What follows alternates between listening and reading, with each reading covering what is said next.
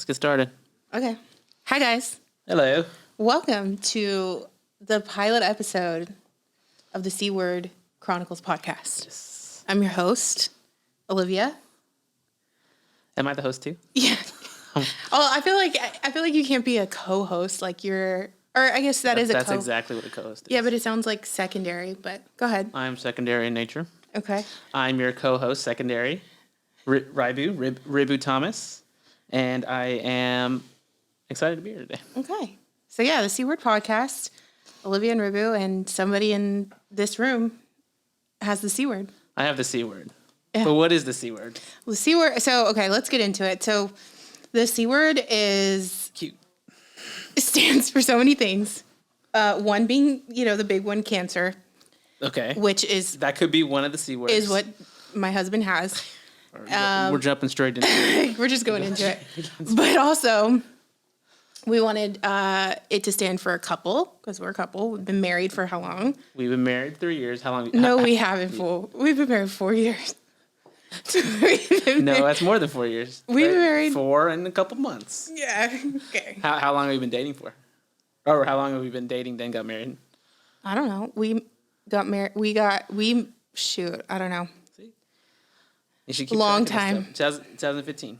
Okay. Do the math. I can't. I'm not good at math. What do you have? I have the C word. What do you have? I have dyscalculia. Dyscalculia. I'm self-diagnosed.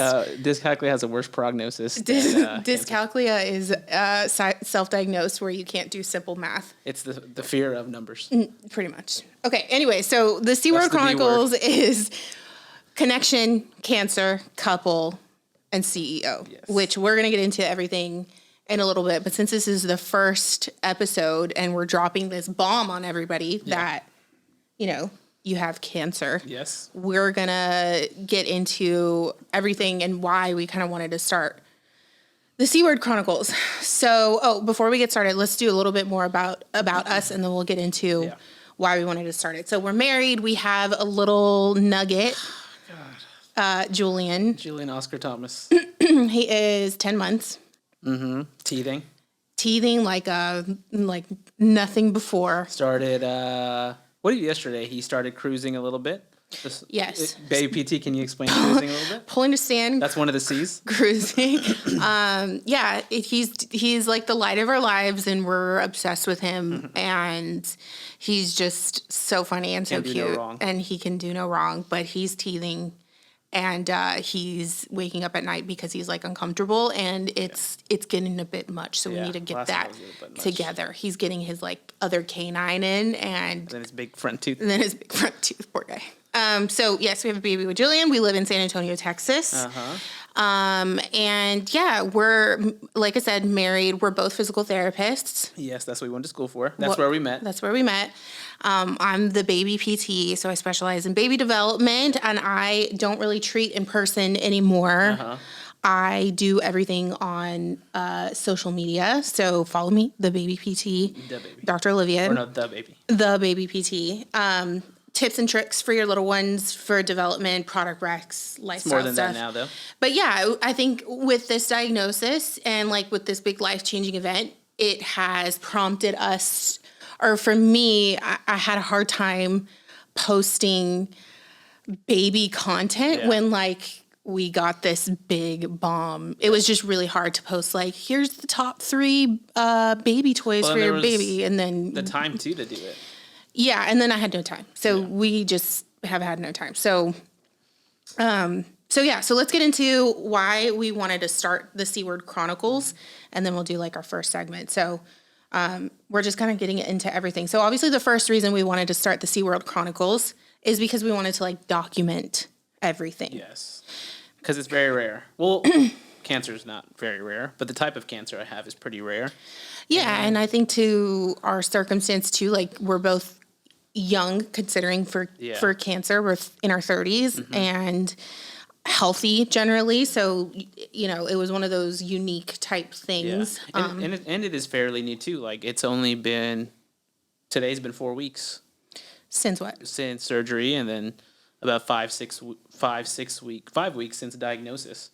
And so being able to process being able to process when I got cancer to now. So 5 weeks since you got the official diagnosis, we knew you had cancer. No, well, 4 after weeks. your birthday. No, it's only been 2.5 weeks since I officially got the cancer. 4 weeks since I had surgery, and then like 6 weeks since I got the news that I might have a cancer. Okay, right.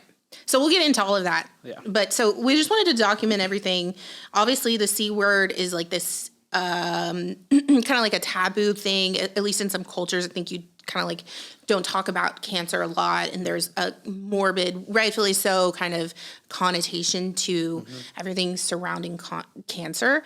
But we wanted to bring like some levity to it. Obviously, disclaimer, we do not think of people who have cancer and families who have cancer, who have passed from cancer, lost battles, all of that. We don't take that lightly or think it's funny, but for our journey, we are trying to stay positive, and how we connect is through humor, sarcasm, things like that, right? So A little too much. sometimes it's more you than me. But anyways, we wanted to document it. We wanted to process everything. So kind of like talking through the timeline of everything. Everything happened so fast. So I figured, let's process it out loud. Maybe it'll help somebody else going through it.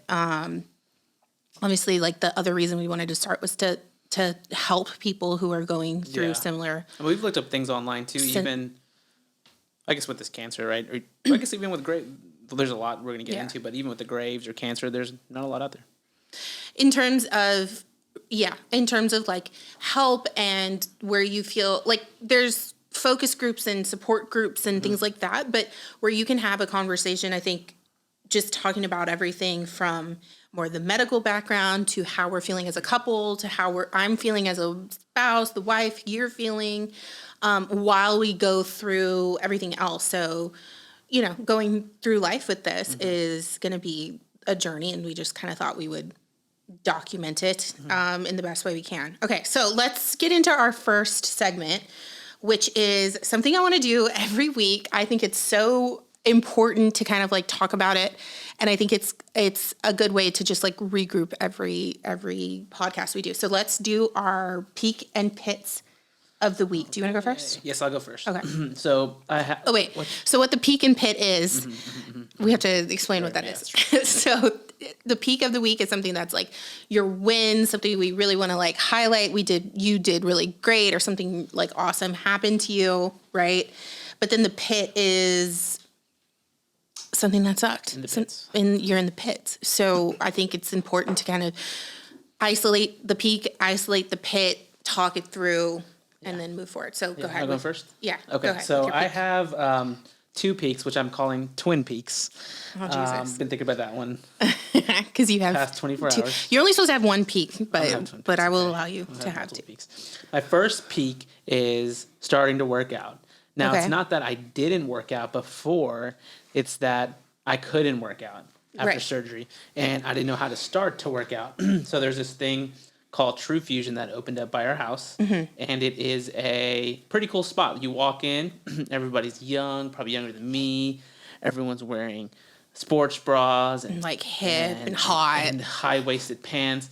And the guys, I walked in yesterday, and I've only seen on social media, the guys are wearing, what is it, those 9-inch seams. Short. I'm wearing right above the knee. Didn't know we went up.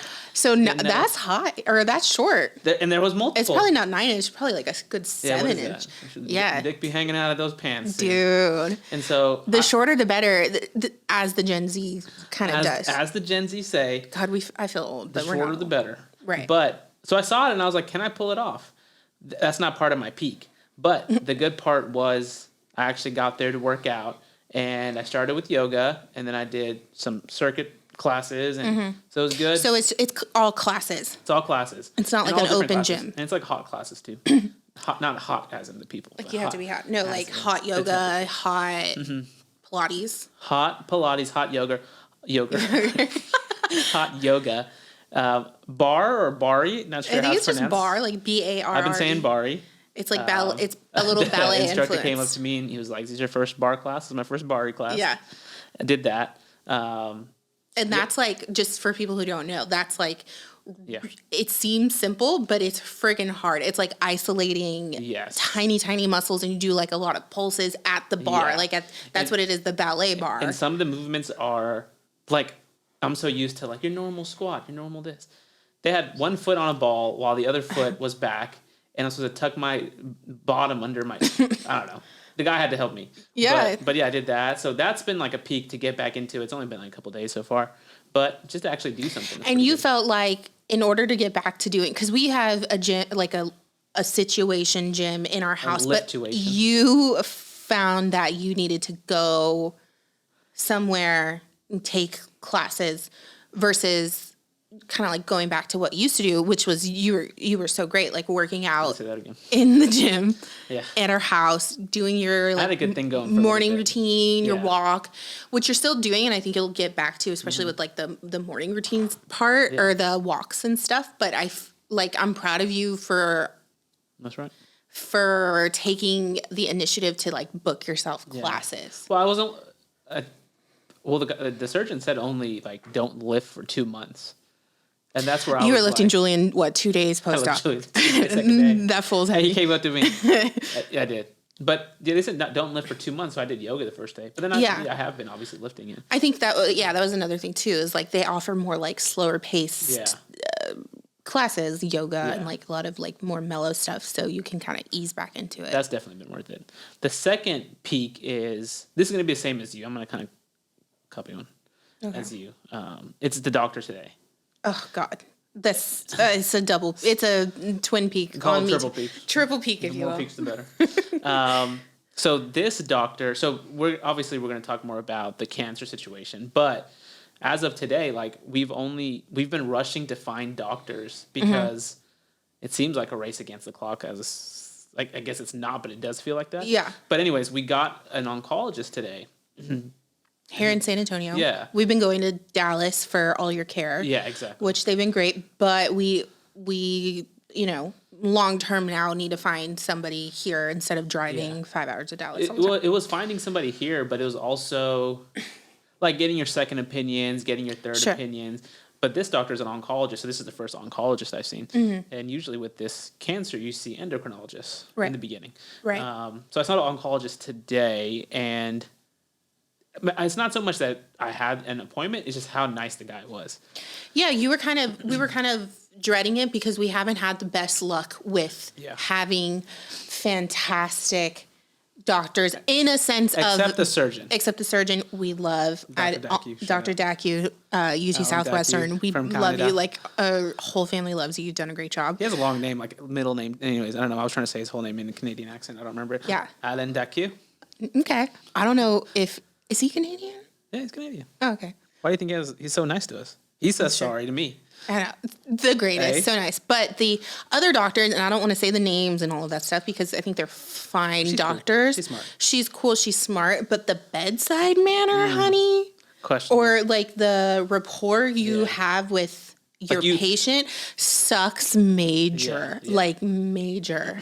She's great. I think she's really efficient and proficient in what she does. But the delivery with this it's just not going to, it was just sucks. That's why up to this point, getting this oncologist today was really nice because he's like the chief over here at Mays Cancer Center. And it was cool because no one's walked me through my pathology reports. The pathology report is what you get after your surgery, which shows exactly what cancer you have, what's in it, what mutations are in it. Right. So this oncologist today went through it in detail, like line by line, was reading it to me, and I was like, I've been looking at all these little things on Google, and obviously when you look on Google, it's like, you're going to die. And so like him explaining it with the empathy behind it was a peak.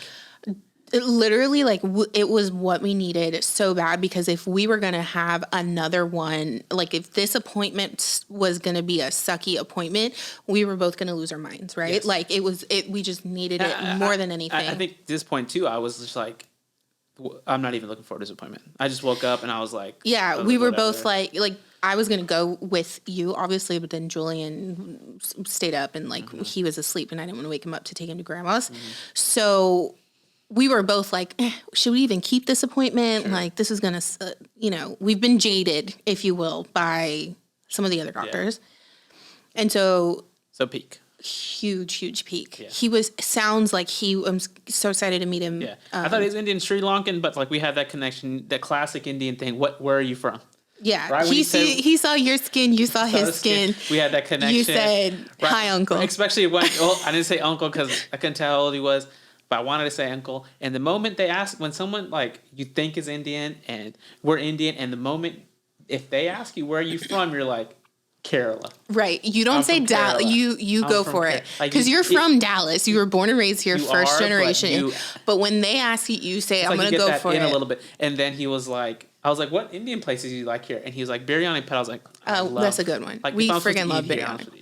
Yeah, that's a good one. And he was like, I don't know, some other place. But biryani was a place that stood out. But he's Sri Lankan. Yeah, I mean, hey, we'll take it. At this point, we're from the same place.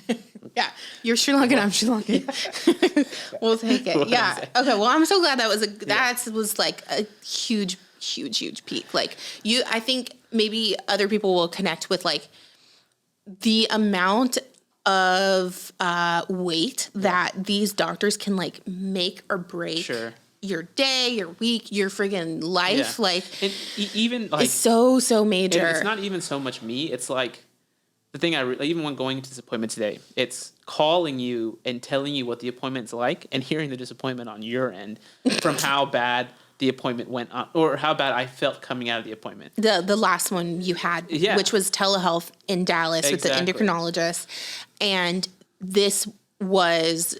She was explaining that you have cancer.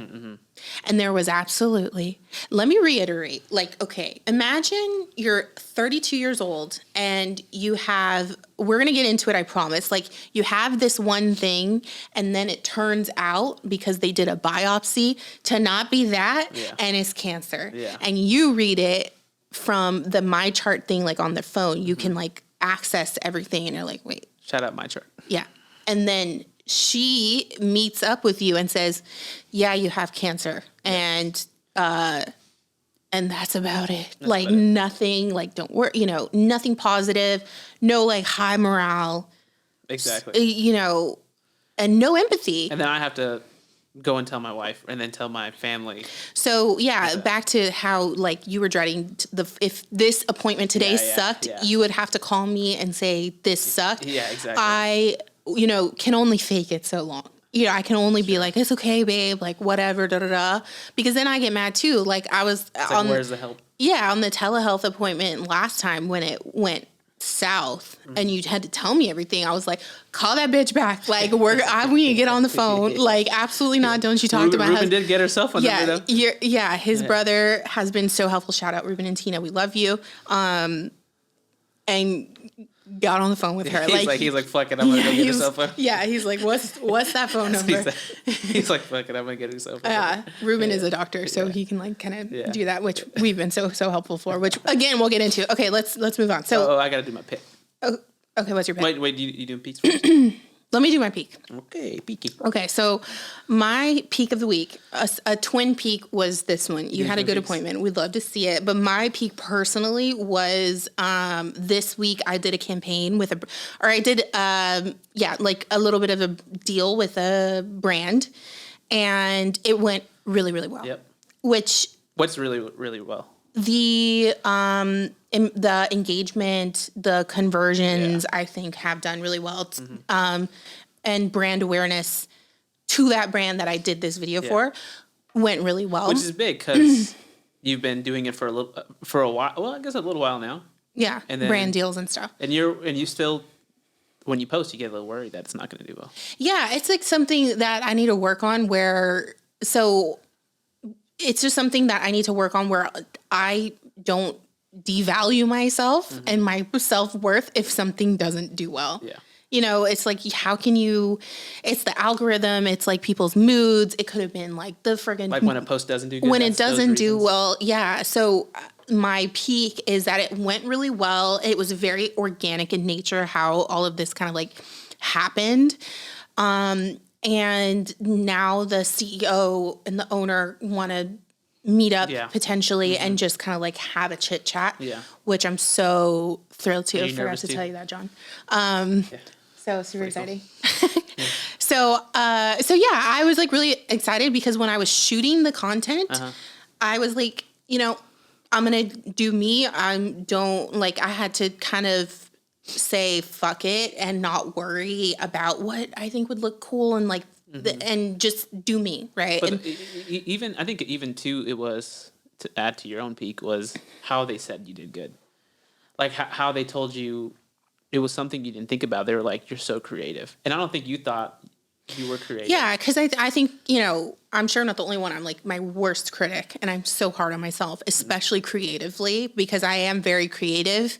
And if I think I could have done it better, or it could have been better, or the lighting could have been better, or the song choice, or like had I cut it quicker, it would have yielded like more Sure. success or something. But so when they recognized that, they said, your content is really, really creative and you're very, I think they said, easily relatable. That was like really important to me to hear. So that was my peak for sure. Which and another company said that too, but I keep thinking the more we're hearing it, I think we take it for granted how creative your TikToks are. Yeah, I mean, it's just I've been doing it for a while too, in terms of creating TikToks. It's been newer working with brands and like getting them content and kind of forming relationships with like these huge brands and like learning on their back end about what they want and influencer marketing and content creation and all of that stuff. So it's been really fun. So that was a huge peak for me, a big win that I had to tell myself like, Olivia, like I made it in my notes, like this is a peak, this is a win, because typically I read it, I say thank you, and then I'm like, okay, what's next? Like where I don't like sit in it and just appreciate that this, because I liked the product and persisted in contacting the brand, and we kind of met and I created this thing, and now I'm going to be able to meet with like the CEO and do And the that CEO reached out process. to you. And this, because the CEO on her personal Instagram reached out to me, like I had to take a step back and be like, Olivia, this is a win. Like write this down as your peak of the week. Take some time. Don't be like, okay, well, how can I make this better? And like, let's create another thing and like, da-da-da.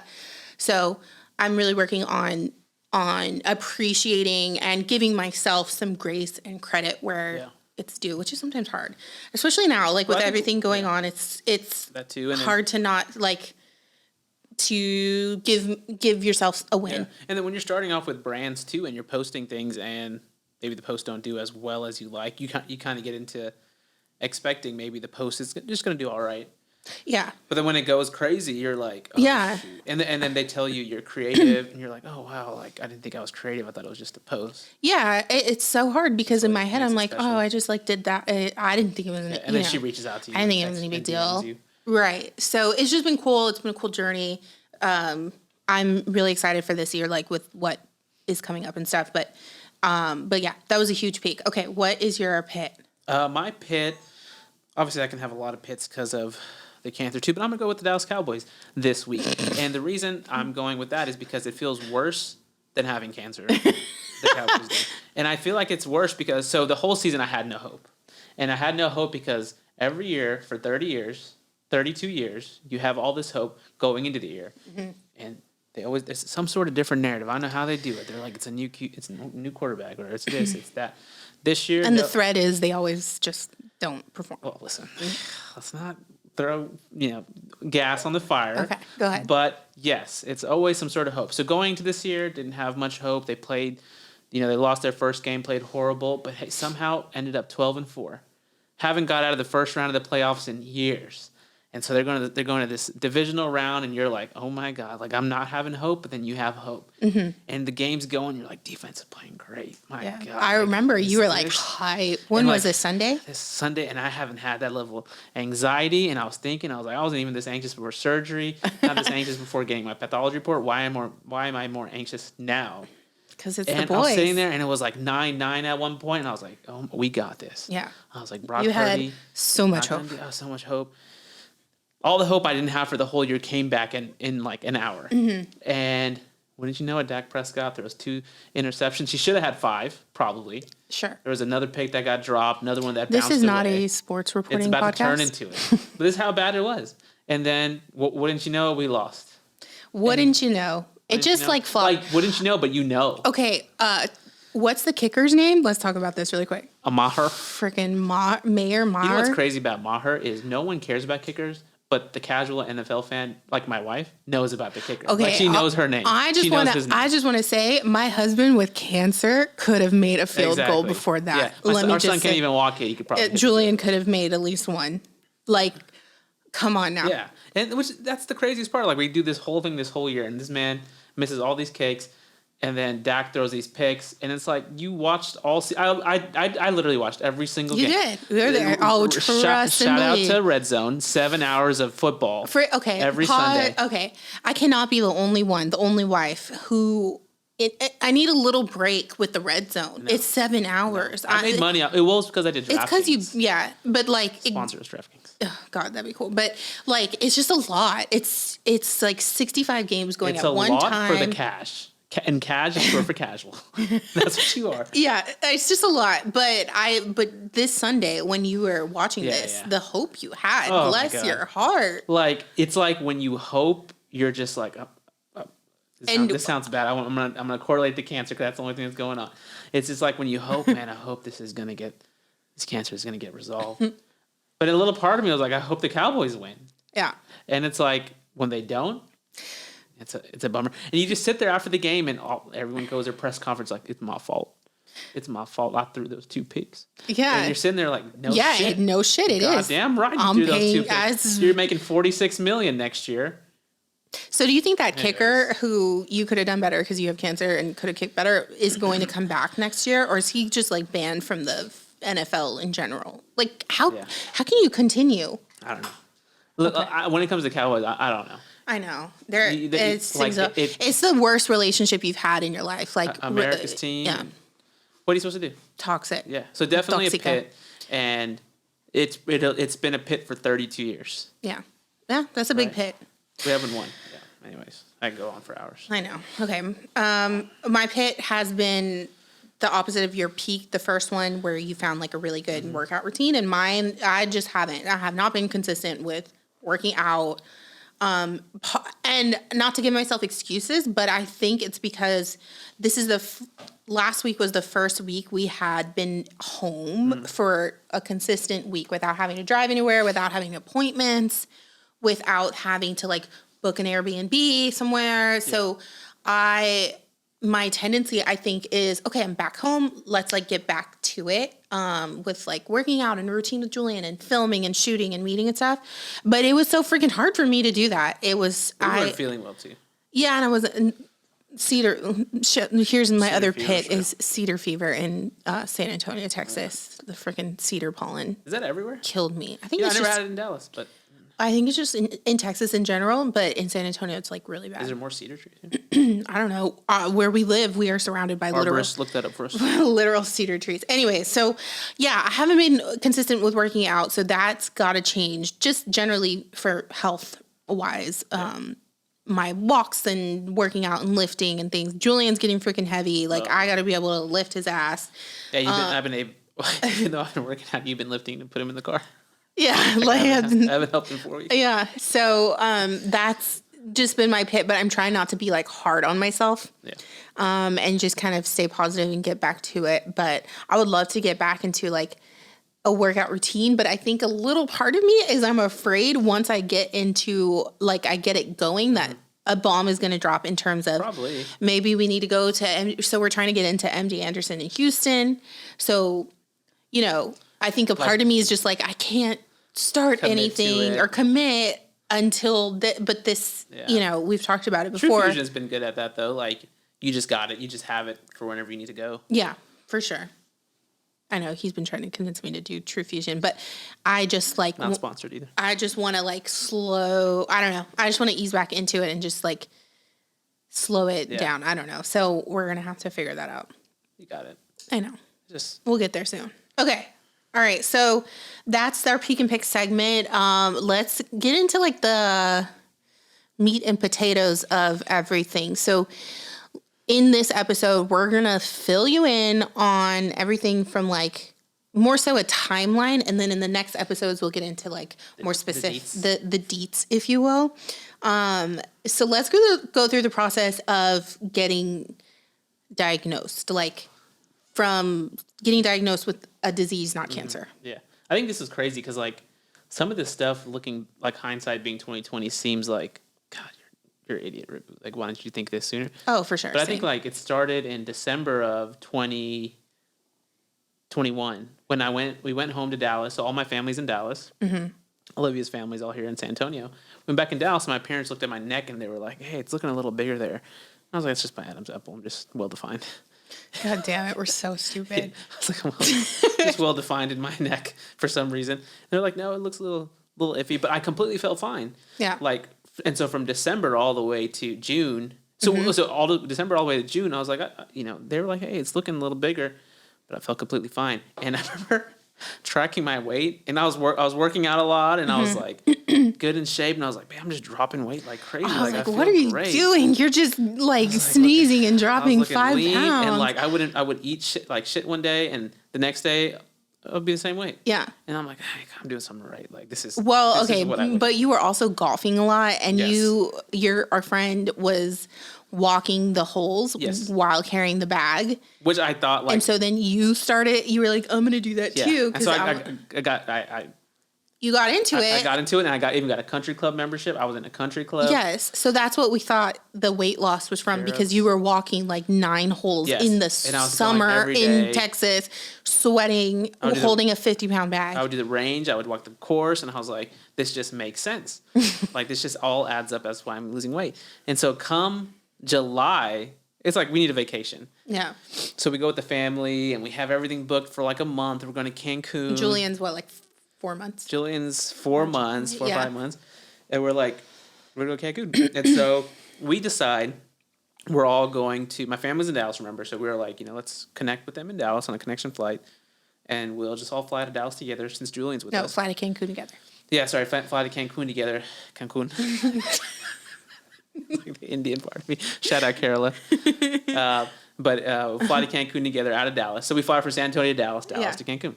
And so that was the plan. That was the plan. And so we get to San Antonio Airport. Wouldn't you know? Flight's freaking delayed. So we're flying to Dallas, and our connections without a delayed flight, we have to make it in like 45 minutes. Yeah. Now that it's delayed, we only have 20 minutes to get from one flight to the other. Right. So we have a whole game plan on the flight. We're like, hey. Mind you, we are with a 4-month-old, and we've never flown with a baby before. I'm like just so anxious with everything. Yeah. Okay. And so we land in Dallas, and I haven't been to DFW Airport in quite a while. I knew it was big. I don't think Liv's really been there. And so we land, and I'm looking on my phone, and I'm like, babe, our terminal is literally the opposite direction of where, like, I'm talking about the farthest ends of the spectrum. Yeah. So I'm like, and I think it tells you like how many feet or something, right? Didn't you say it's like almost a mile, or maybe you exaggerated? I don't know, but all I remember is telling you, it's like it was in a movie. I was like, you protect yourself. You go with Julian. You were like, we are gonna make this flight. I was like, we're gonna make this. You take off, and I will find you. Like they'll take you, and I'm like, babe, I don't want to go by myself. I was like, you got this. And we had this summer walk, whatever it's called, summer stroller at the time. Shout out, good stroller. A light ass stroller. So we get off the flight, and Liv takes off. No, you're like, babe, go. And I just start running. Go. And I'm going, and I'm carrying 2 of our carry-on bags, which I want to say is like 40 pounds total. Right. Like one in each hand, which is not like.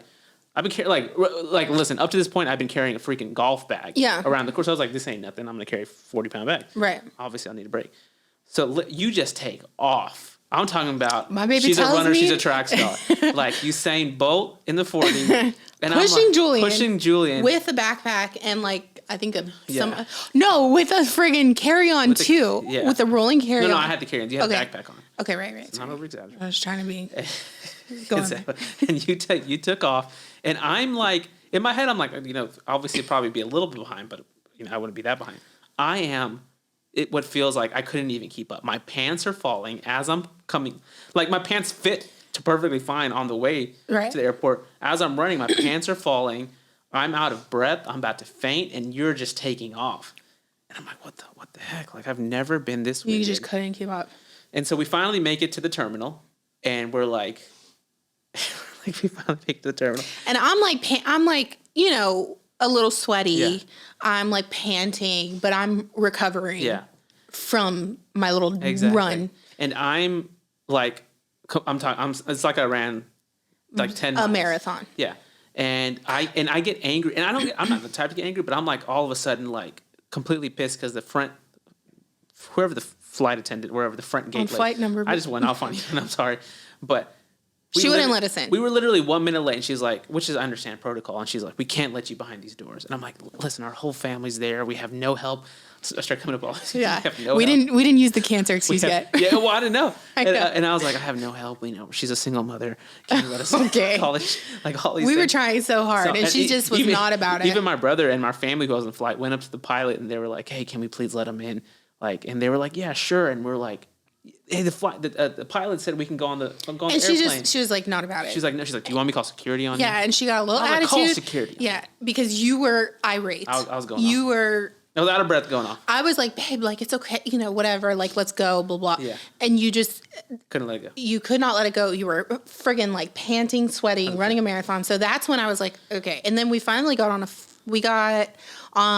the flight or something, and you Oh my god. could not Catch your breath. catch your breath. And I was like, oh my dizzy. god, this guy's I was gonna like, pass out. I've worked out so much harder than that, and at that moment, I was like, I barely ran. Why am And I so you know out what of we attributed it to? You didn't eat breakfast. I was like, it's for sure your blood sugar is like excuse for everything. low. I had We had an excuse for excuse for everything, and you know, so And I drank orange juice, and like I remember I was drinking so many juices on the thing. Anyways, we get there to Cancun, and like from that moment on, nothing really. Like when Right. we were in Cancun, I felt completely fine. But the reason we bring up this story is one, because that was like the first That's time starting point. that I was like, okay, you are not recovering like you normally do. Yeah. And then the second one was all of your family members like, what's going What's on my with your neck? The one that got me What's was going on? when Tiju, who's a good friend, like grew up with childhood. I haven't seen him in a minute because he's in Dallas. And I saw him there, and he's like, dude, what's on your neck? And I was like, okay, I got it. Well, okay, so this is going to be a plug for our Instagram, the C Word Chronicles podcast on Instagram. Make sure you follow us. But I'm going to post pictures of what Rib's neck looked like, and honestly, progressions of it. I have everything. So Oh, you have progressions of it too? yeah, so it Pretty would. gnarly.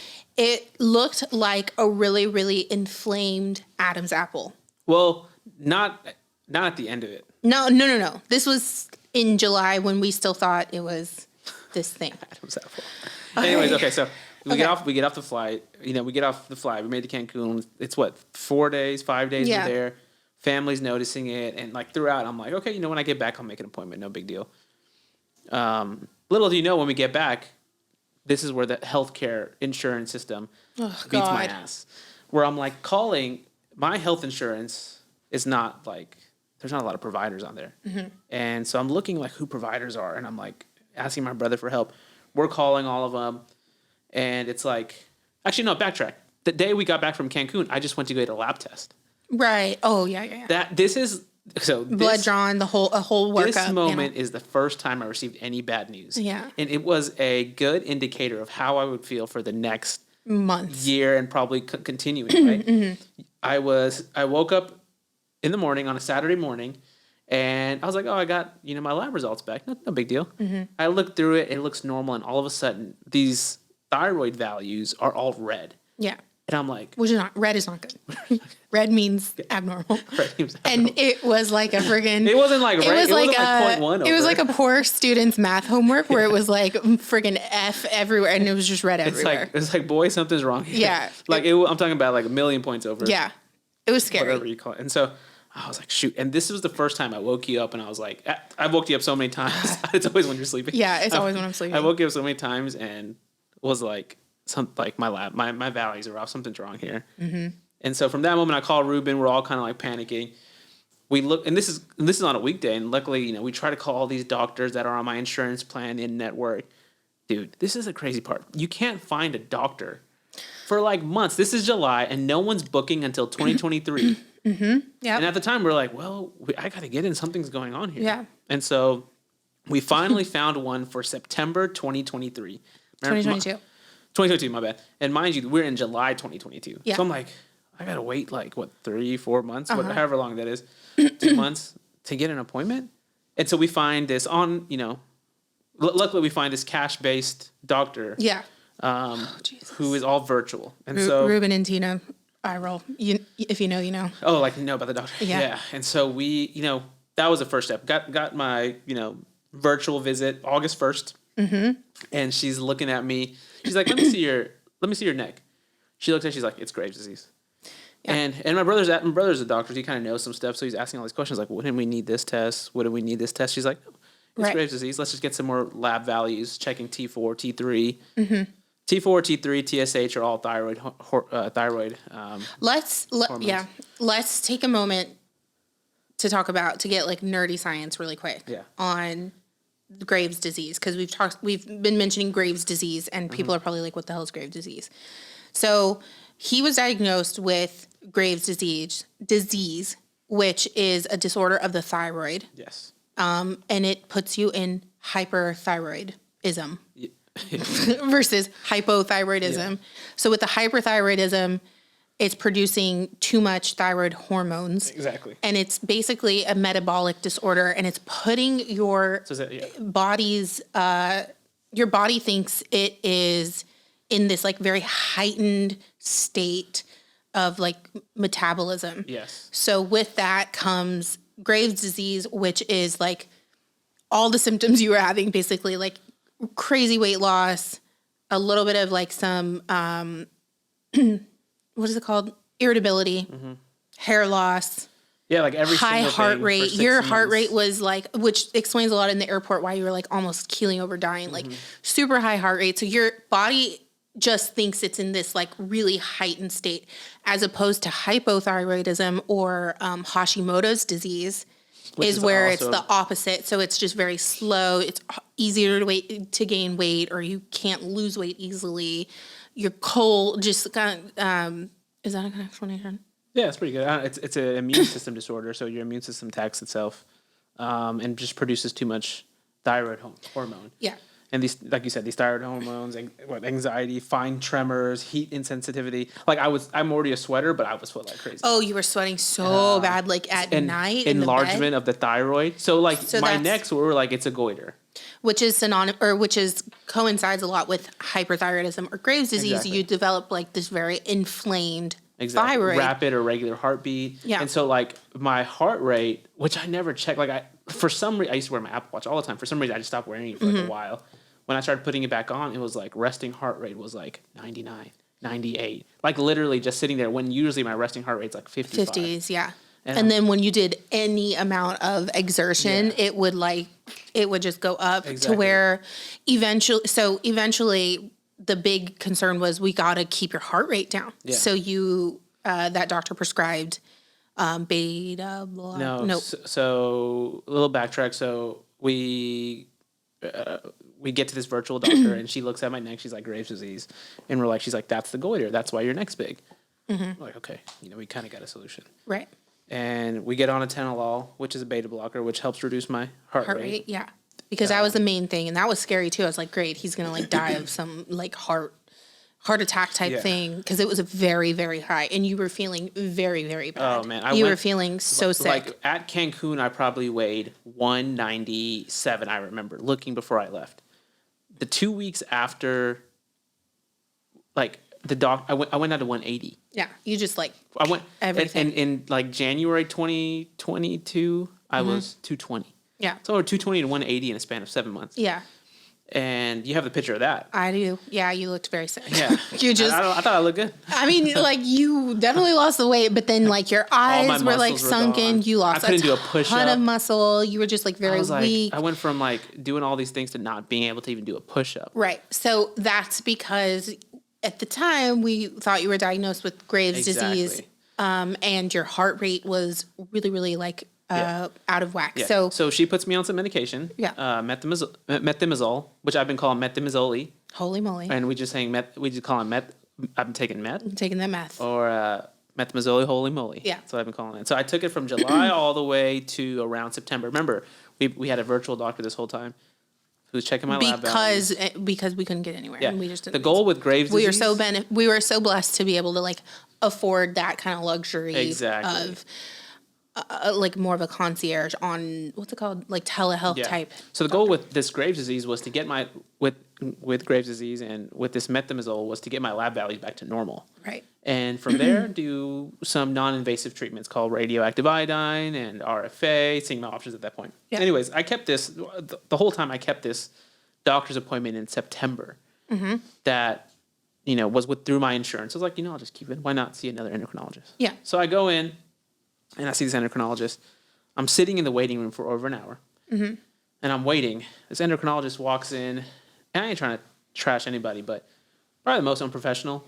Yeah. Like, he walks in, and first thing he does is, what do you have? Because it's a common thing, right? Like, Graves' disease is not something. It's probably like a pattern of treatment. You do this, this, and this. Yeah, and it's not like this it's like not this life-threatening disease. Yes. It's something you've managed very easily. Yeah. So I think with that comes a lot of like laxity in doctors' approach with things. Yeah, and so I remember literally sitting in the room, and the doctor's like, yeah, this is treatable. And I'm we went to PT school. We know how to research and look up things, and so we're looking up everything. And I did all my homework before going in, trying to figure out and understand this Graves' disease as best as I could. Yeah. This dude pulls up a recipe book, and he's like, you need to start on this recipe book. And so I'm asking questions like, what's good about this? What's bad about this? What recipe should I do? And he's like, just read the book. I'm like, you want me to buy this book from Amazon? You can't even tell me like what's the good things about it? Right. Like, can you educate me a little bit? He's like, just buy the book. And then like all these things where I was like, man, I'm not getting the help I need. Like, this doesn't feel good. But there was one good thing that came out of it. This was the first person, a medical professional or an endocrinologist, to touch my neck. Yeah. So he touched my neck, and he's like, this doesn't feel like, right. He's like, this is a little bit more firmer than I would like. And I'm like, okay. And I'm like, what are you thinking? He's like, I'm not saying this is cancerous. That's the first time anyone mentioned like the C word. Right. The C word. Around me. And so I was like, okay. And he's like, there's no way this is cancer because it's so rare. The percentage of it being cancer is so low. Not that thyroid cancer is rare. It's more so having Graves' disease and having a cancer is rare. He's like, it's not cancerous. He's like, you never see anyone with hyperthyroidism, i.e. Graves' disease and cancer. But he's like, let's get an ultrasound. Yeah. So I go back to my virtual doctor, and I'm like, hey, can you put an order in for ultrasound? She's like, that's not necessary, but we'll go ahead and do it. Yeah, I just think like the overarching theme, and maybe we can move on a little closer to like where we are now with the diagnosis, is like that these doctors, I think there's a unique part in our situation because we're a medical background and our families are medical background. Your brother, my sister-in-law, your sister-in-law, my mother, like we come from educated, in the medical profession type background. Yeah. So, and we're practitioners ourselves. And so when you see practitioners doing the bare minimum, you start to have like this peeled back thing of like, what the hell is going on here? Like with these doctors not doing their job or not wanting to go above and beyond or not wanting to explain, or that guy because we know how to research things and because that's our nature when something bad happens is we want to tackle it on head first, right? Yeah. So you researched everything. Ruben researched it, but I started looking up things. And so you're bringing these research-based, evidence-based questions to him. And what did he say to you? Yeah, he's like, what do you do? Do you just search on message boards to know your information? He's like, you've been searching on message boards, huh? Yeah. Like very accusatory and assumptive. Like message boards. And it's almost like, well, F you. Like, no, this is a huge thing for me. Yeah. And so I have done my homework. So I think that was the issue, is like that when what we faced with all of these doctors was really unfortunate. So it like jaded. This is like the first part of like us being like super jaded from the medical community. We were jaded, but it's weird how like if I didn't keep this appointment with this endocrinologist, he would have never palpated. So it was like, and that's a good part. And kind of like everything is a lesson you Yeah. can kind of learn. And this is the first time of us going through this together. Yeah. And so we kind of learned everything. Yeah, and so I go get an ultrasound. Yeah. And the ultrasound comes back. There is a nodule Right. on my graves, on top of my thyroid. So you have the thyroid, which sits, in your neck, and then they're saying, with your thyroid, it's just very big. It's just growing. It's inflamed. And Which is the same which happens with Graves. yeah, what happens? So Which that's is part of expected. Graves, and then on top of the thyroid is another like a nodule growing. Right. Which the person, the radiologist reading it was like, this is probably not cancerous either. Okay, Yeah. so at this point, my whole family and me and Liv are like, we need to go somewhere that's specialist, and so luckily my brother just left UT Southwestern, but had some, relations there, and like I said, you can't find a doctor for like a year. And so it's crazy. he luckily put me in contact with someone who then put me in contact with somebody else who got me an appointment on November 28th of last year. Right. So me and Liv, this is the first of our trips to Dallas. We take the baby. We're driving down to Dallas. September 28th. No, this is November 28th. September 28th was the endocrinologist palpated Oh, okay. my neck. And so November 28th, we make our way down to Dallas, and we meet the endocrinologist for the first time, who is smart in her own right, but just sometimes lacks the empathy. Anyways, more we so, get that biopsy. She gets a biopsy a week later on a Saturday. Here's the general theme: wake up in the morning, Look at you have your email, and you're like, "Let me open it," because it's the results of my biopsy. And you open it up. I'm sitting with Juji downstairs. Juji's what we call Julian, our kid. I'm sitting with Juji downstairs, and I'm reading it, and it says, she just, no one calls me. She just sends me a message. It's like, you have suspicious malignancy. It's, Bethesda category 4. Mutations, this. We'll follow up. That's it. Just a message. Just a general message. And that was make no mistake, when you hear malignancy. Yeah. Even suspicious for malignancy for people who don't have cancer is indicative of some type of cancer going on. Yeah, and so it's benign or it's malignant. Yeah. Benign is nothing's going on in that biopsy that they took. You're good. Yeah. Malignant or suspicious for malignant is we think it's malignant, but something's going on, right? And the thing is, like with these biopsies, in my case at the time, like you can't be sure until you have the surgery, right? And so the surgery is to remove everything from your neck. Yeah. And so what's the general theme? I come up and wake you up. Wake me up. And that's literally when everything started cascading. When we're like, oh shoot, and this is like cancer. a week after your birthday. We had a great time. Like at that point we were celebrating your birthday. Like, well, you have Graves. Like, we'll live with it. You get on your bed and that's kind of it. Yeah, and then, you woke me up to, hey, I think, or the report came back. I think I have cancer.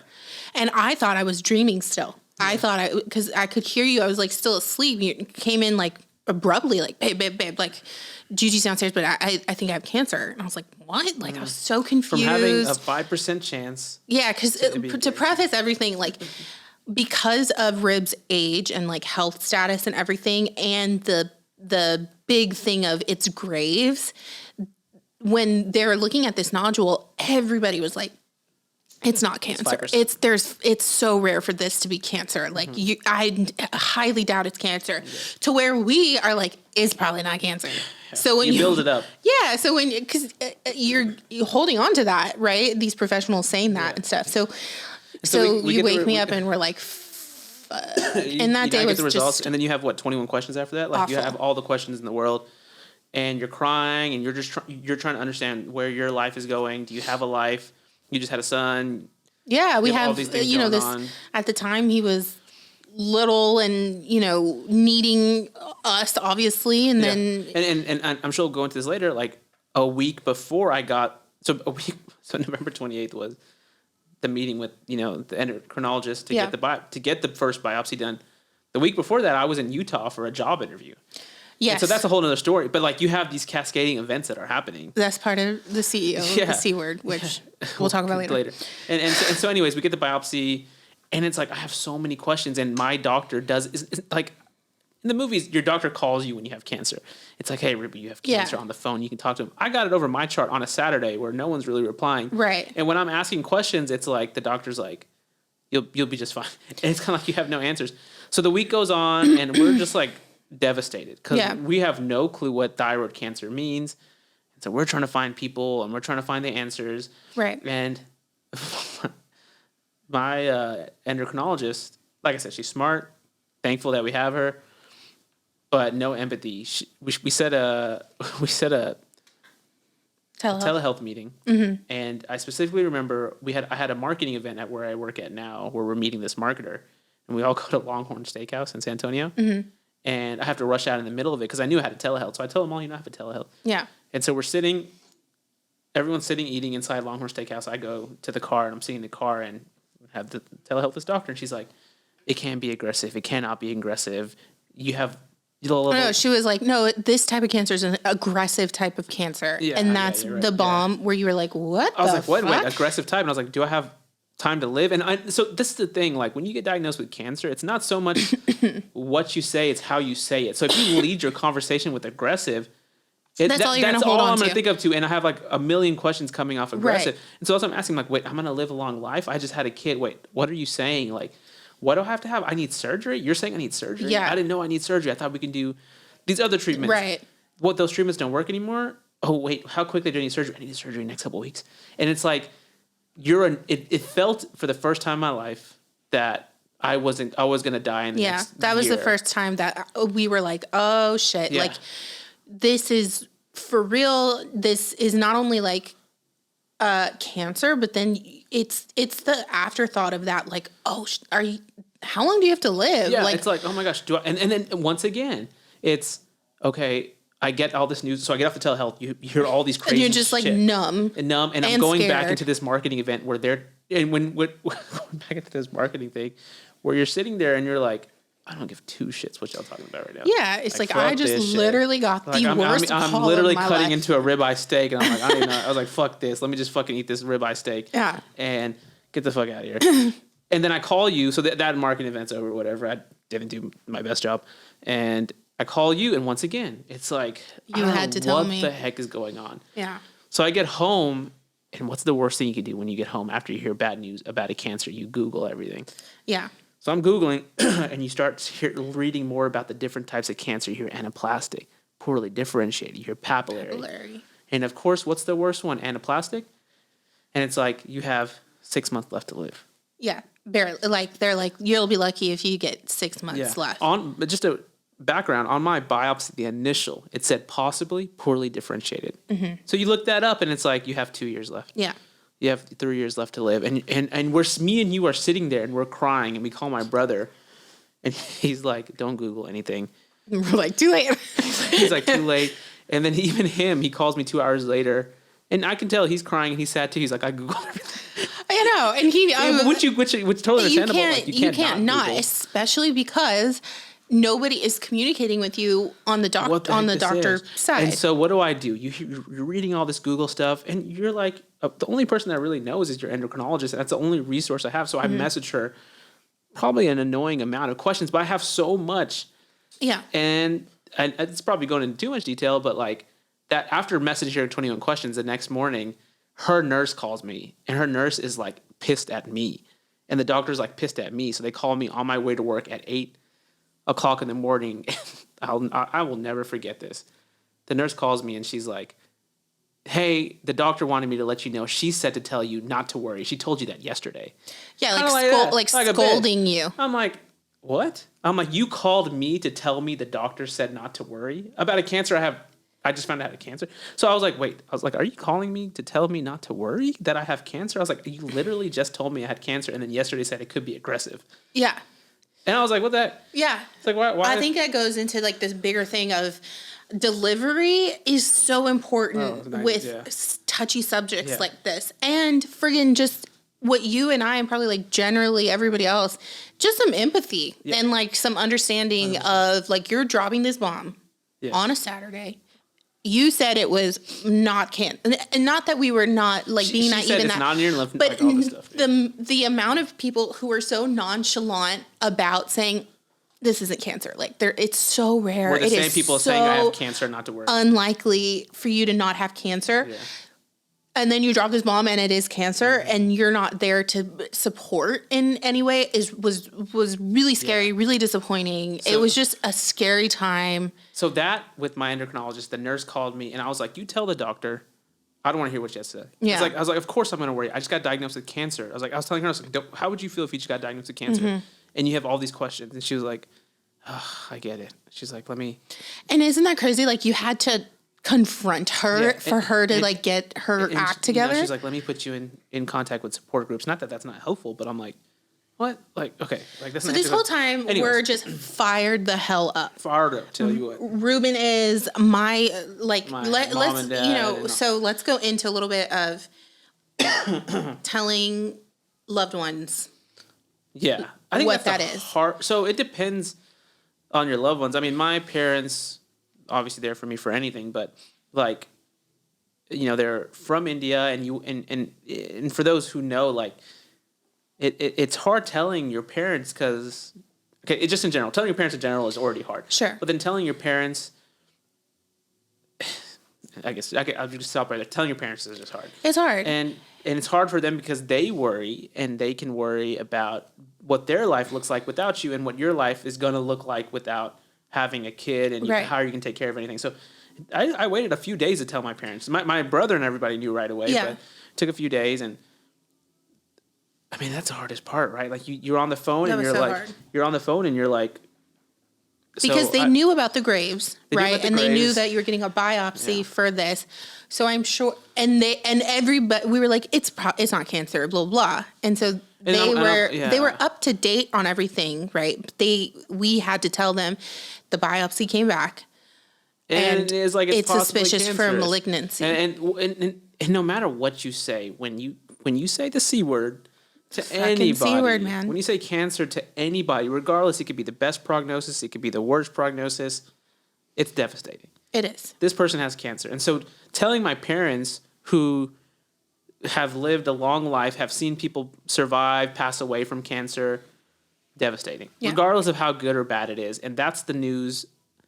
Like, as a son, you don't want your parents to ever feel like sad because of you. Right. I made them sad because of me, even though it's like not technically my fault, but I'm telling them. It's this weird thing where, and I think you struggled a lot with it, even like when I practice a lot. Yeah. Yeah. When you had your surgery and it's hard to not feel like you're now this burden to your loved ones because everybody has prioritized and prioritizing is you, right? Yes. And so rearranging lives and like back to help me out. Yeah, everyone's going, above and beyond. My mom, just on a tangent, like having to tell my mom, who she comes over all the time, helps a lot with Julian, and is obsessed and loves Rib. Telling her that Rib, and she was up to date with everything too, so that pathology came back suspicious for malignancy, was a really hard thing and broke down. And I think because she knew that this journey was going to be a little bit different. Yeah. My mom had breast cancer, chemo, radiation, the whole nine. Mastectomy. And I, was very involved and like very, very hands-on with her whole course of treatment. So I think she saw that this was going to be that for you in some capacity. And you don't want your daughter to have to do that at such a young age and then have to battle with a lot of different feelings and all of that too. So it was really hard to tell everybody. And so we tell everybody, and the next step is, surgery. Right. Yeah. And so she's like, this is the only doctor I'm probably going to name. She's like, we'll put you in contact with Dr. Alan Dacu. Yeah. Out of UT Southwestern Dallas. And the you. only reason I'm naming him is like, dude, that guy was a godsend. Just how educated he was in it. And he gave us what we were kind of hoping for, was just some empathy, some humanization of my condition. And so we meet with him the first day. All of us go, including my son, Julian. We've taken Julian to all the appointments at this point. And we sit there, and he's like, this is what we're going to do. This is how we're going to take everything out.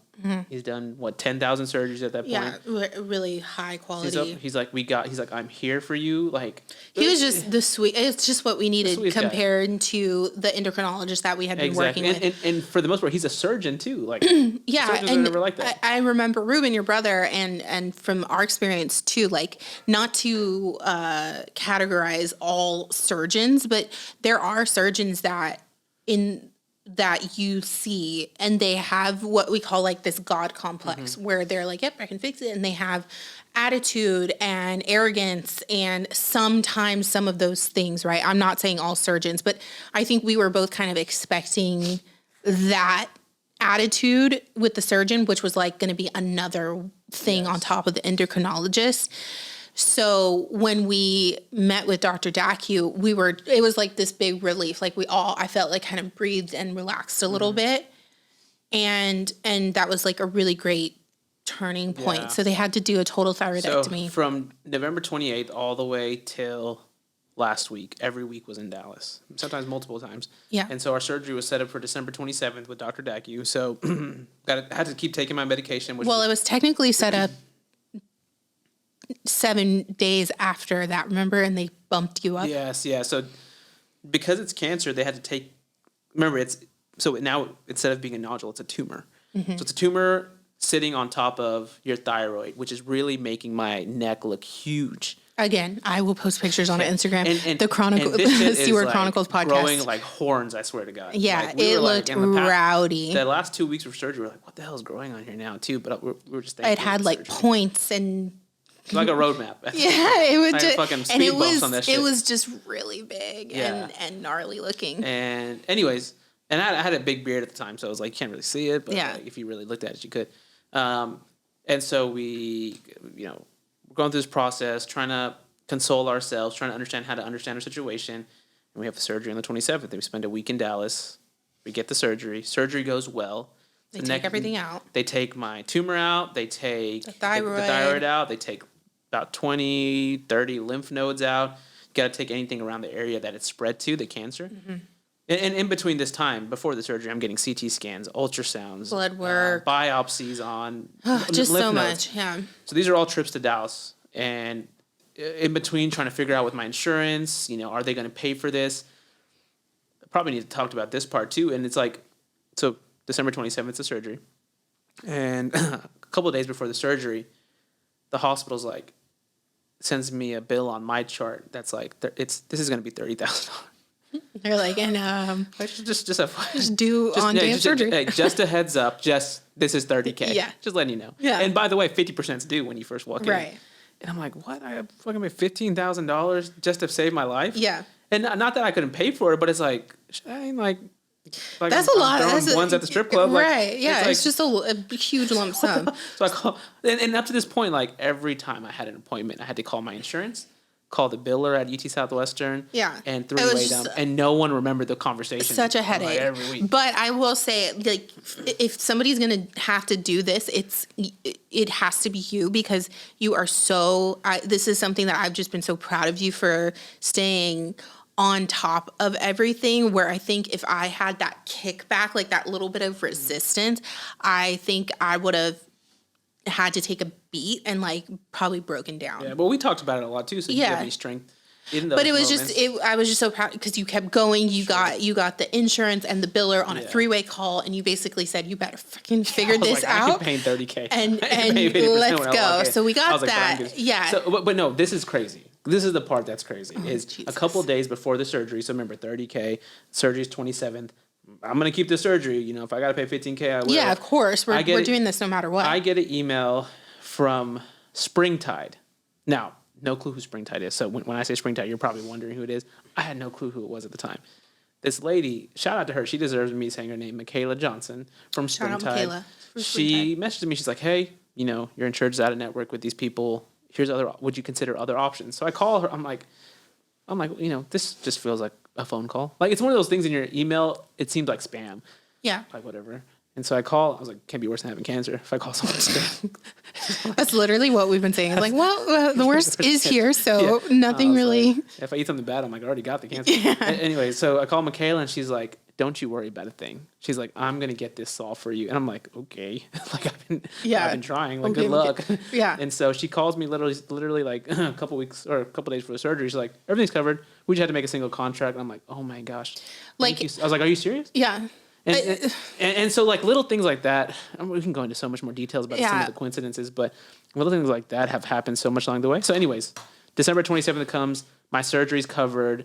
So yes, surgery's covered. We go in 2 days after Christmas to get this huge surgery on your neck. It's not a little surgery. It's a 5-hour surgery. It was like more, right? It ended up being more, but it was projected to be this 5-hour surgery. They're going to cut this central compartment of your neck to take your thyroid and the tumor out. However, you had some malignancy or metastases in Metastases to my lymph nodes. to the lymph nodes. So they had to change the approach or change the surgery altogether. So instead of just it being a small central kind of cut, they had to go really lateral and do what's called a lateral dissection of the neck to take out all the lymph nodes that had the cancer spread to in there. So that changed the surgery, what we thought. So before we knew it spread to the lymph nodes, which was another test that we had to do, before we figured out it was spread to the lymph nodes,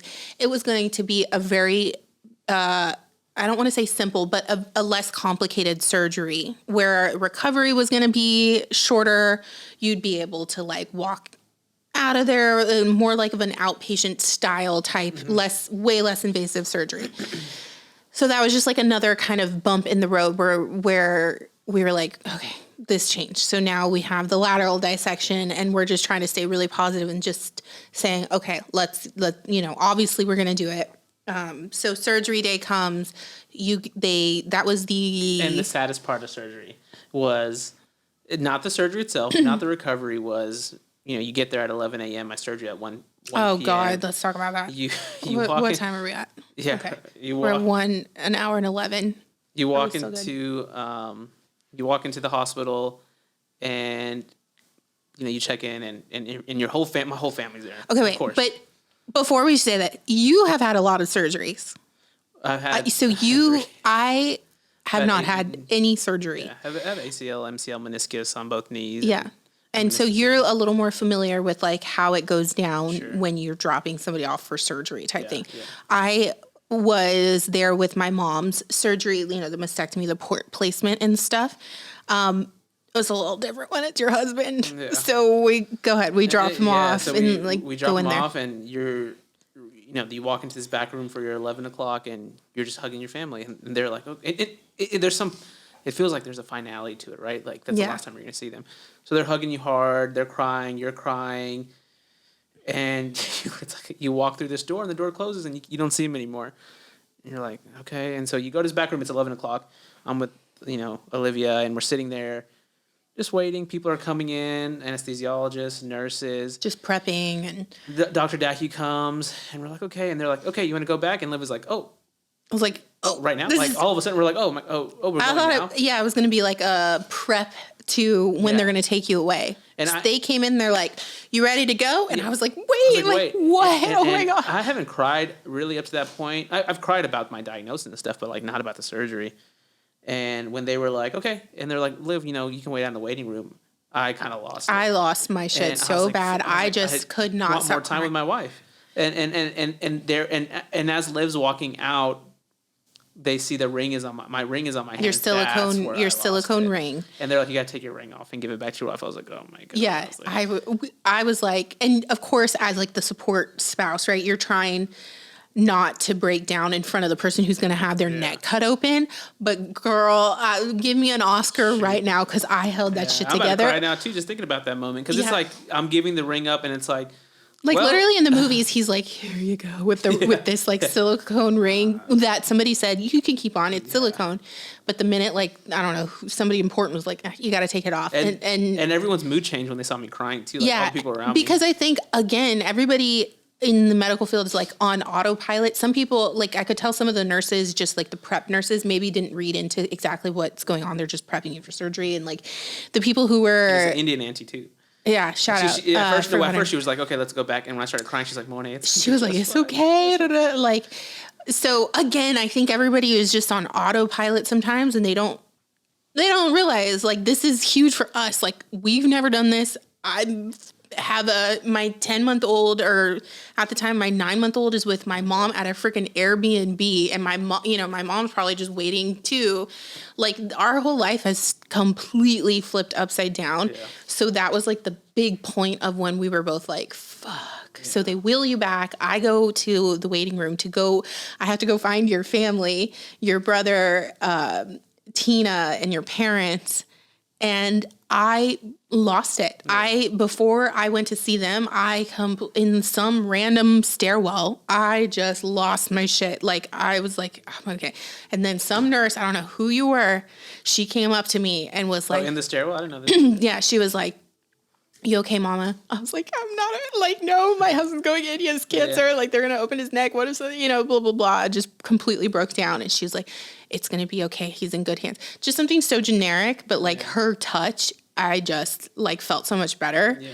And so then I had to go back and, like, see your family and everybody, like, Ruben and Tina, like, posted up shop. They had, like, their laptops and they were doing work, and then a book, and then your mom, like, they had one water bottle and your dad had nothing on him. Like, they were prepared to, like, post up for 5 hours. And they were so sweet. And, like, I really just, I did not want them to see me sweat, or I did not want them to see me cry for some reason. I think it's just like, I don't want my in-laws to see me cry. They've never seen me cry. And I could tell your mom was so nervous. I could tell everybody was nervous. Like, Ruben was really quiet, and Tina, like, bless her heart, T, like, I love you. She was like staying light and positive. And Tina's like, what? How many months pregnant? And we got another niece on the way. Like, it was just like a shit show. So, like, and so that surgery day was the longest day of our life. That shit, you went in at 1:00. And as you're crying there, I just remember, I just like to add in, like, I was crying going into surgery. Last thing I remember under anesthesia, once again, Dr. Dackey was like, I got, like, not with these words, but felt like this. He's like, I got you. You're going to be just fine. Yeah. I just remember going to sleep. And just that reassurance was, like, what I think was really helpful. Yeah. Anyways, longest day of our lives. It was a 5-hour surgery. Your surgery was at 1 p.m. And they call me at 2 p.m. Mm-hmm. And it's that Indian auntie. I can't remember her name. Yeah. And she was like, hi, surgery has begun. And I was like, I thought y'all were already starting it. Yeah. So it was an hour. It was supposed to be at 1. They just started at 2. Yeah. And then they called at 4:30 to do an update. And the update was literally like, we're still here. And I was trying to get, like, how's it going? Like, are you going to wrap it up? Yeah, or, like, what's going on? And they were like, nope, we're just still here. We're just updating you. And then so we did the math, right? And so per the math, everything was supposed to be done at 6? Mm-hmm. So everybody's kind of, like, getting a little excited, like, should be wrapping up now. So they call at 5:30 or something like that, maybe 6. And they're like, we're going to be here another hour and a half. And if we're not going to be here another hour and a half, then Dr. Dackey will come out beforehand because we've wrapped up. But we're looking at another, like, hour and a half. And in my head, I was devastated because I knew I had to tell your family that is another hour and a half. And I knew that your mom and probably everybody else and myself were going to jump to conclusions in the way of there is so much more in there. They are taking longer. Right. So, like, that was kind of, I had to relay that information to your family, and your mom, bless her heart, just lost it. Yeah. She's like, there's more in there. They found more, and so we had to, like, talk her down. It was just a lot. It was the longest day of my life. Yeah. And the funny part is, so the surgery's over, and I wake up. I remember this. I wake up from the surgery, and and Liv is right next to me. And she's right next to me in the way as if it was, like, before surgery. So, like, it seems like it's the same room. Yeah, you were so confused. And I wake up and I'm like, I see Liv and I'm like, oh, they haven't took me back for surgery yet. I'm like, when does the surgery start? Like, babe, it's 7:30. We've been waiting. I was like, it's 7:30. I thought it was like 12 o'clock. Yeah. And it was so weird. Well, again, I'll post it on our Instagram, the C Word Chronicles on Instagram. after, like the mass was just not there. It was so weird. It was not there. It was just night and day. I was even touching my neck. It was just so weird. You had a drain, the whole nine. You had like fall precautions, everything. You were so out of it, like with your anesthesia wearing had off. Blood all over you my just back. blood everywhere, and you just like you smell. At least my breath stank. You was so stanky. Yeah. So that took us up to surgery, and then I told myself I'm going to sit up and I'm going to walk that night. Yes, you were so determined. You've just been determined the whole way. Like, you're. And shout out to, I forgot his name. He was such a great nurse. Daquan. Yeah. Shout out to Daquan at UT Southwestern, 7th floor, Orange. It's 1 o'clock in the morning. So it's 8 o'clock. I get back to my room. Boy takes care of me, takes me to pee. I had a catheter in me, and I had to pee for the first time. That hurt. One of my worst fears in life was getting a catheter in me. And so I did, which I didn't know I was going to get beforehand. And I had to pee so bad after surgery. Yeah. I don't know if it was the pain from the catheter. Daquan took me into the bathroom. Helped you pee. Like literally whipped my dick out and like literally stood with me for like 20 minutes as I'm trying to pee with the worst like blood coming out. Yeah. The whole pain in my dick. I'm like, oh my God. So for the next couple of hours, I'm like trying to pee this like pain away, which eventually goes away. Yeah. But even at 1 a.m., he's taking me out to walk in the middle of the night, and he's grabbing onto my gait belt. And then at the same time, there's this random patient, that we both thought was a nurse. So we're strolling into our, kind of going back and forth here. We're strolling into our room at 8 p.m. There's this guy that comes up to me, one guy, he's like, hey, you're looking great. Yeah. You got this. I'm like, man, this nursing staff's real cool. 1 a.m. comes around, Daquan's taking me out to walk, making sure my fall precaution. The guy is still out there. He's like, you're looking great. We're like, man, this is an awesome nurse. Maybe he's like a charge nurse. Come to find out, this is like a crazy patient. Yeah. That's just roaming the hallways that they, doing positive things. Yeah, I'm like, oh my God, yeah. And so, anyways, surgery, 7 days in Dallas. We're at an Airbnb. I'm recovering, not supposed to pick up anything more than 20 pounds. Supposedly for 2 months. I have a drain going across my neck. You can't really move your neck. Stitches that dissolve, and then steri strips. And first couple nights sitting up in a 90-degree position, like pretty much sitting to sleep. I didn't want to sleep next to you because like I'm a violent sleeper, and I was like so worried about like knocking your drain out or something. So I slept in a separate room. I couldn't hold Juju because all he wanted to do was like hold you, but like we knew he would yank your drain out. Which he did we tried to do the first day. Yeah, so you hadn't held Juju for like a week. Yeah, and so finally, like 7 days when you look back at it in the moment, it's kind of tedious, but went back pretty quick. Got my drain out in 7 days. And then we got the final pathology. This is kind of like where maybe we'll wrap up, but like we got the final pathology. So in the surgery, they take a sample of the tumor and they send it off and they see what kind of cancer officially, like what type of cancer you have. Exactly. So were we back home when you? Yes. And this is like a week and a half after surgery, and you're just waiting. You're just waiting at this point to have some finality to like this whole cancer thing. So you get your report and it's like, you have poorly differentiated thyroid carcinoma. Which is, we were hoping again, and what the doctors were saying was it's probably papillary carcinoma, which is a really common and easy treatable, like it's the cancer you want to have, papillary carcinoma. So we're like thinking it's papillary carcinoma, right? Yeah. So, and then the worst kind you can get, which is like the one where you don't have much to live. It's called anaplastic. And so in the middle. And mine is somewhat in the middle. It's like more aggressive than the best kind you can get, which people can live with, papillary. Mine's poorly differentiated thyroid carcinoma, PDTC. Mm-hmm. We get that. You kind of have some sort of finality to it. And then the next question is okay, well, we got all this out. How does it look now? And where has it spread to? Yeah. And what do? We get the surgery. We get back home. And we're like, let's rest. We're home. Like, you can do laundry. Julian crawled for the first time in the Airbnb. And this is back to the crazy shit with doctors. My surgeon's awesome. I love him. My endocrinologist. I get my final pathology, and I just have questions. Maybe I'm not like her other patients who don't ask shit, but I have questions because I'm researching it. So I ask those questions I feel like anyone would ask. And my endocrinologist is like, not really answering them. She's like, let's set an appointment. So I set an appointment. And up to this point, I'm like, whatever. Like, I'm going to ask what I have to ask. Fuck it. It's my life. She gets on the call with me. And not that she's not helpful.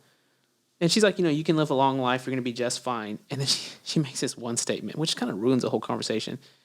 She's like, the only reason I made this appointment was because you're just worrying all the time.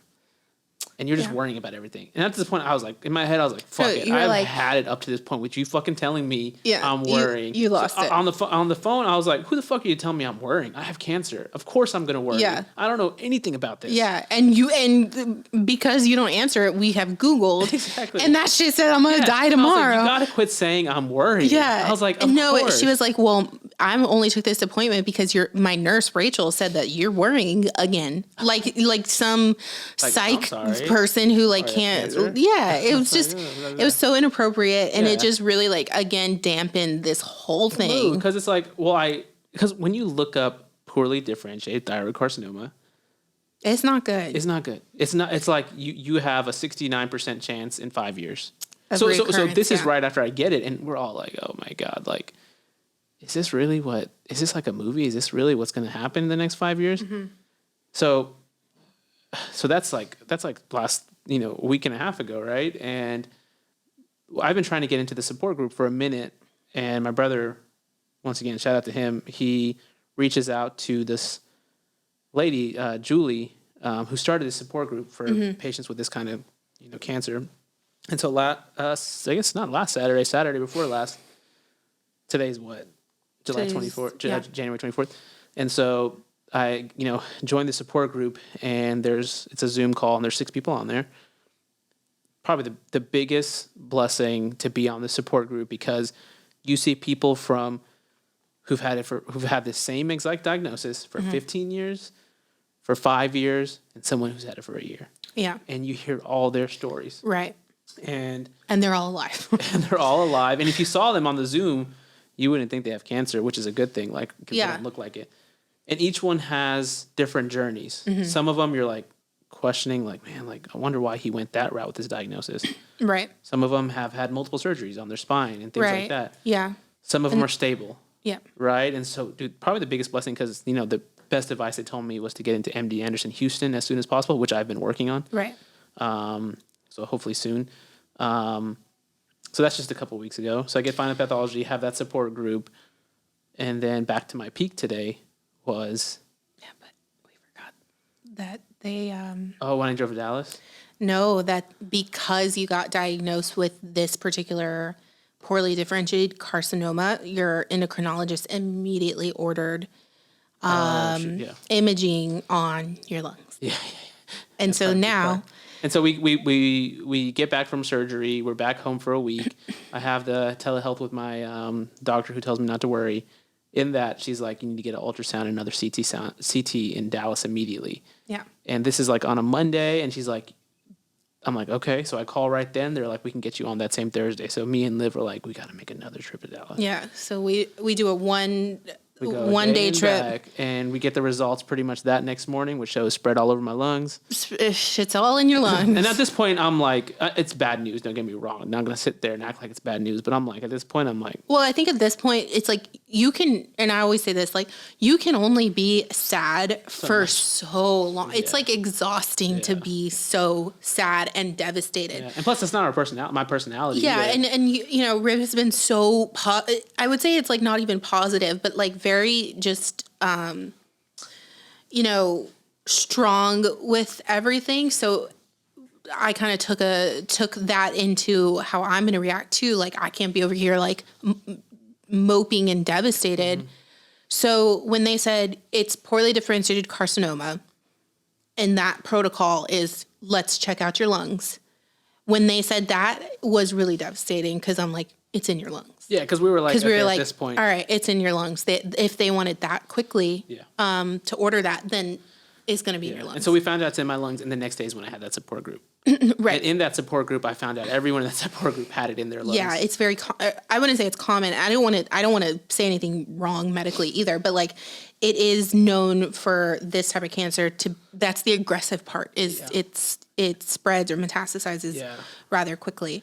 And so it's in your lungs. It's an innumerable amount. I literally highlighted metastasis, and I was like, "What does that mean?" Yeah. So it's in his lungs. That's where we are now. We got the surgery. We got the final pathology, and now we have that. Now it's in your lungs. Now I'm trying to get into MD Anderson. Now we're trying to get into MD Anderson. Just today, I got genetic testing, a liquid biopsy. I don't know what the hell that was. Explained today. A liquid biopsy, pretty much a blood draw to see what genes are in my cancer. And then they're going to take my tumor, which they did a pathology back during surgery. Yeah. Ship it to this place in Phoenix to analyze over 600 genes. Yeah. To see what's all in there. And the point of that is to have more targeted treatment if needed. To figure out, if it's this type, then this treatment does really well. The next step at this point is doing this thing called radioactive iodine, which we haven't scheduled yet, but expected probably end of February, where you take this, it's like 2 days of shots, and then you take this pill, which is supposed to target these cancer cells and hopefully, kill them. 50-60% chance, my understanding of killing the whole thing. Should work something, but that's the standard protocol. Well, you do the 2 days of shots, and then you take your pill, and then you have to isolate because you're radioactive for, depending on the dose. Not superpowers, just radioactive. Just radioactive. Just the bad part. Depending on the dosage, which is now higher because it's in your lungs, is going to be X amount of days that you have to completely isolate. Like, you can't touch the doorknob. You can't touch the remote, like the flush toilet. The toilet like 3 times after you shit. You can't, so we have to, that's the next journey, which will be on another episode of the podcast of us going through this. You cannot touch Julian. You can't touch me. We can't, are we going to get you an Airbnb or a hotel? Depends if I get in Houston. Depending if you get in Houston. So there's a lot up in the air, but that is the next step, is to get this RAI, this radioactive iodine. And I have to be on a low iodine diet. Yes. So I really want to record, maybe on our YouTube, which we will make. Nobody knows that yet. Shout out John. The C Word Chronicle podcast. I want to vlog the cooking this low iodine diet and prepping things. And then I think it would be really interesting for Rib to vlog him in isolation. Hopefully you're not too symptomatic with the radiation, but it's going to be a lot. And so that's the next step, is to get that REI.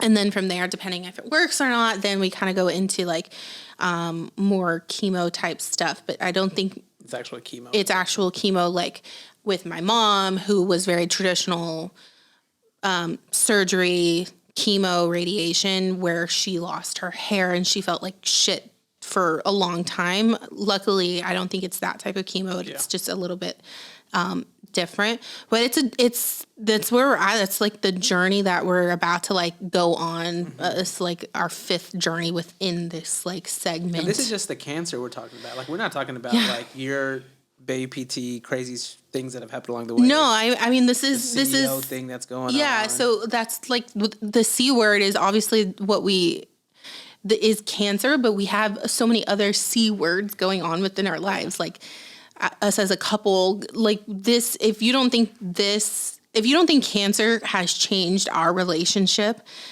then that's something that is so evident.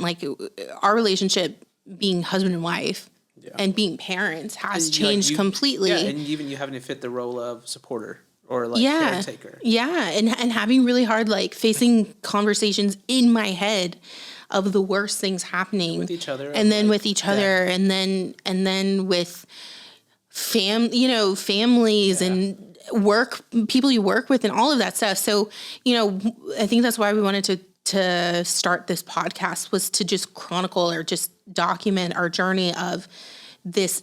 We don't want it to be this big cloud over our head, this cancer diagnosis. We want to take the power and kind of talk it through and normalize. And normalize probably isn't the right word, but make it less scary talking about it and going through it. Yeah. And then with other stuff, exciting things that we have coming up in our professional lives. Like, so part of the C Word Chronicles is CEO, and somebody's up for a CEO position. That's me. That's you. I'm technically already a CEO. I mean, this podcast comes after I leave We're my gonna job. have to This launch. podcast comes after I leave my current Yeah. job. They don't know yet. Yeah, but we're gonna even that we have to like talk about Yeah. you How I put my notice in. leaving a job to take a position as a major CEO as in a huge thing. At 32, you're going to be a CEO, but also you have cancer, you know? Yeah. So navigating that, like, it's just going to be crazy. And I think it's something unique and really exciting to talk through with everybody. Okay, before we close out, because it's getting a little long, let's do some talking points really quick. Like, give me top 5, or it doesn't have to, give me things you shouldn't do to someone, you shouldn't do or say to someone who got diagnosed with cancer. Do you want me to start? Yes. Number 1, don't go into, when somebody says, hey, I'm diagnosed with cancer. I'm diagnosed, doesn't even have to be cancer, with this disease, or I got my diagnosis. Don't say, oh, you should try this diet. Yes. Don't say, oh, here's what you need to do. Yes. And these are all from personal experience that I was like, it's so shocking when the person who said this, and it was just like, wow, okay, like you think this is caused by diet or something. So definitely don't go into, you need to try this diet. You have cancer? Oh, here, try this diet. Yeah. Don't do that. Another thing I would say is don't ghost. And the thing I'm saying is, for me, I only told probably a handful of people. Yeah. More people have known now because I kind of know my diagnosis. But for the first month and a half, only a select few knew. Mm-hmm. The reason I told those select few was I thought those are the most important people in my life, can support me, will reach out to me, know exactly what I need and what I want. Right. But the shocking part is, the shocking part was there was people I'd texted or people who I knew, and they never responded to me.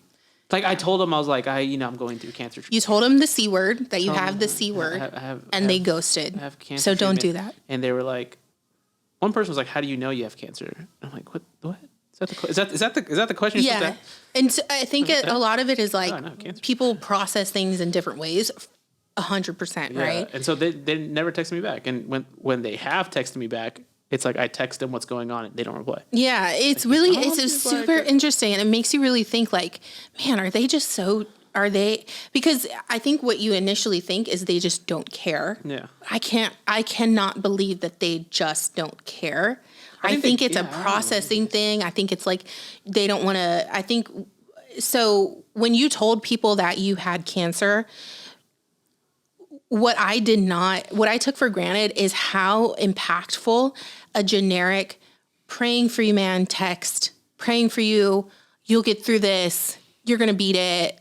All of those generic things that you say, you're my prayers, all of those, I didn't realize made so much of a difference in how you feel supported. Yeah. Just saying you're my prayers. Just saying you're my prayers. So take it from us. If somebody in your life is going through something very hard like this, and they tell you this, do not think that your generic text is going to go unnoticed. Exactly. And if that's all you can do, then that's all you can do. If they're telling you, if the person is talking to you and text you, it's because they think highly of you. Yeah. And so just reply. It doesn't have to be, at least from my experience, I'm not expecting you to cite some verses or give me something I didn't No, just know. like a There's generic nothing that's little going to cure it thing. on the spot. Like a text ain't going to cure it. It makes you... But the love makes you stronger. It makes you feel supported. Yeah. Number 3, I feel, is don't Google. If you can. Hardest part. You just want to know exactly what's going to happen to you. And it ain't going to be on Google. But Google can be very lethal. Yeah. Another one, for any of the people in the medical community, i.e. like perhaps the nurse is listening, don't be a dick nurse. Yeah, exactly. And I think as we're physical therapists, we go through the routine of treating people over and over and over. Mm-hmm. And you get caught and you tend not to empathize with that diagnosis, but going through what I'm going through, it's like, just listen and empathize with everyone. Yeah. Some people are dicks, don't get me wrong, but like, don't say like when just don't tell somebody, this is another one I have. Don't tell somebody not to panic. yeah, or not to worry. Or not to worry. This is a huge thing with cancer. How are you not supposed to? The word the C word holds so much value. Yeah. And so much hurt and so much pain. Yeah. So don't do that. And then lastly, I would say is, everyone deals with this differently. Some people pray, some people don't pray. Sure. Whatever your preference is, don't push your beliefs and your core values on someone who's just diagnosed. 100%. Let the person reach out to you if they need help. Right. And not so much that you shouldn't reach out. I don't want to be this contradiction to what I just said a second ago. But what I mean is be there supportive and be there if they need you. But don't push your beliefs. Yeah, or project how you would act if you had this. Just try and stay focused on the person who is diagnosed. Yes. Be supportive. And just be reach supportive. Out. Just don't say you need to do X, Y, and or Z. change your life and these really drastic. This is the diet. This is how much you need to pray. This is how much you need to do this. Right. And I get people are coming because they're scared too. Yeah. You just dropped a bomb on them too, and that's their response. But really try and keep it very, very tailored to the person. Yeah, what they need. And what they need. How are you doing? How are you feeling? Where can we fit into your life? Right. What can we do for you? Right. It's hard to do, but I think because the person with cancer, if you mean that much to them, will tell you over time, either be through hints or whatever, what they need. Right. Totally. I couldn't agree more. Okay, I think that wraps it up. Anything else? That's a good first episode. I think it's a good first episode. I'm excited for the podcast. Mm-hmm. I think we can get into a lot of other things. Yeah, it felt pretty natural. And I think it's just important to have people talking about it. Yeah. Who are young and cool and hip. That's right. Goddamn right. C stands for cute. So yeah, guys, don't forget to follow us on the C Word Chronicles podcast Instagram. Eventually we'll get a YouTube going. I'm going to start posting stuff on TikTok as well. So just follow us, support us on all of our socials. And then I think you can rate this on anywhere where you listen to podcasts, like Apple Podcasts, Spotify, etc. Ratings on podcasts are big, so 5 stars are always appreciated. And I think that's it. So we'll see y'all next week. All right. Bye, guys.